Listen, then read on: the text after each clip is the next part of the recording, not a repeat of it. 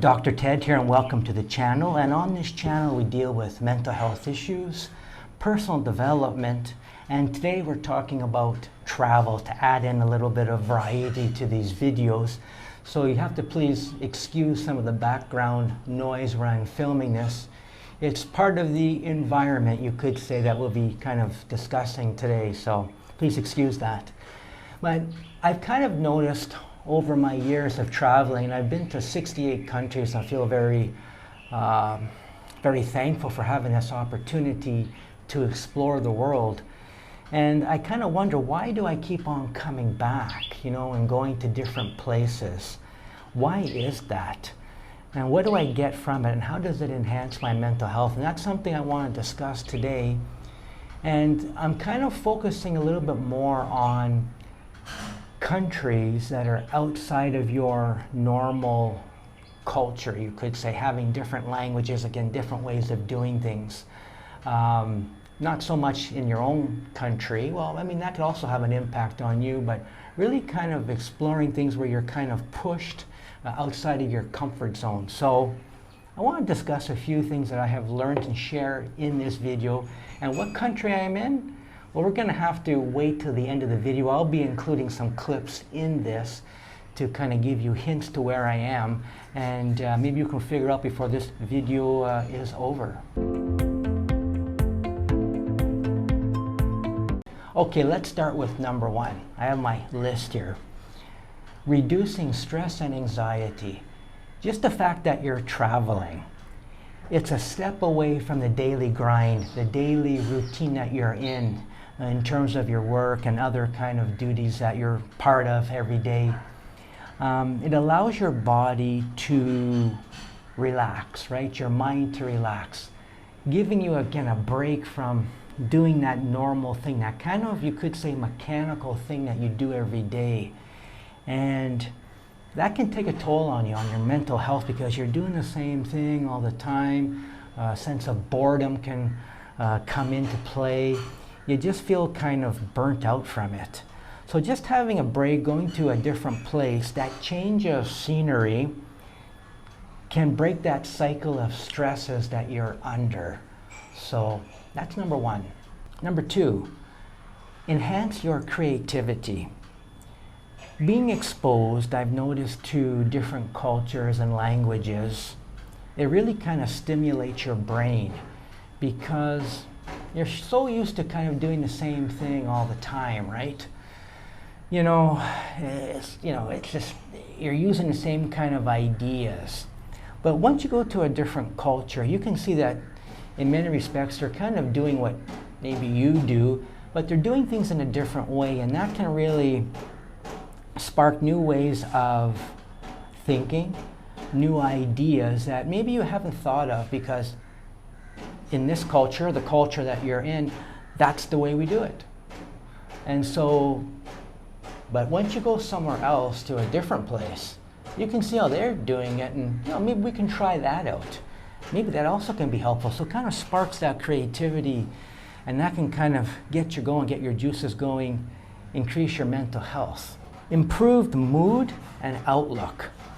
So you have increased levels of happiness, right? Because just the fact that you're traveling somewhere new, seeing something new, exploring different things, talking with people, for example. I feel that's almost the biggest thing that I see traveling, just speaking to somebody from a different culture, and they're welcoming you. They're kind of taking the time to learn about you, learn about where you come from.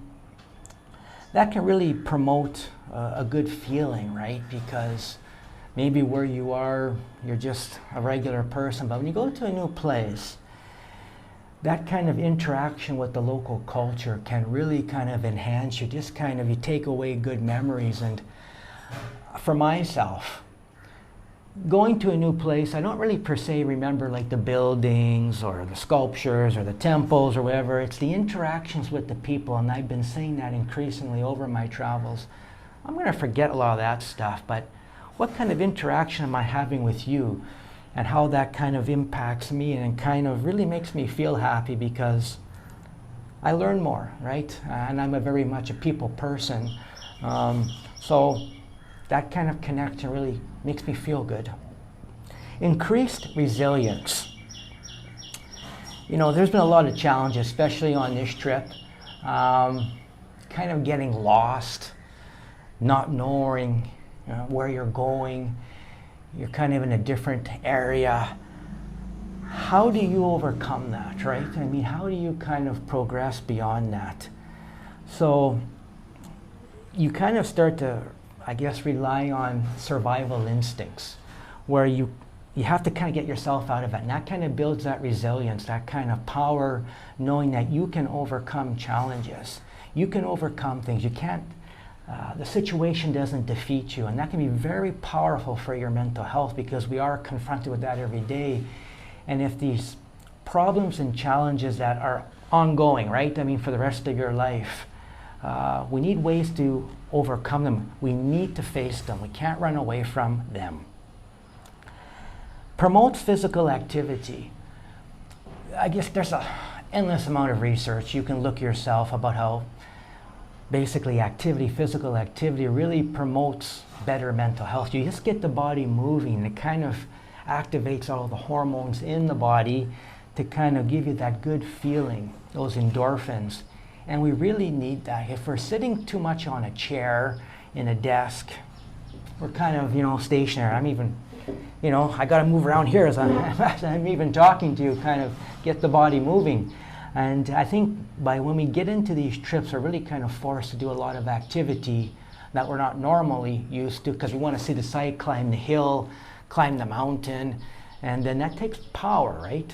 I also can show you how out of shape you are, but really kind of activating that. And that can be a really good, effective tool, especially towards dealing with issues of stress, getting your stress out, depression. Cognitive flexibility, so really kind of improving your thinking. Again, as I said earlier, I got lost. So now I really have to improve my thinking to how do I deal with these different environments? How can I be more adaptable? How do I take myself out of this mindset, right? And that's very important. I have to adjust myself. I have to think more broadly.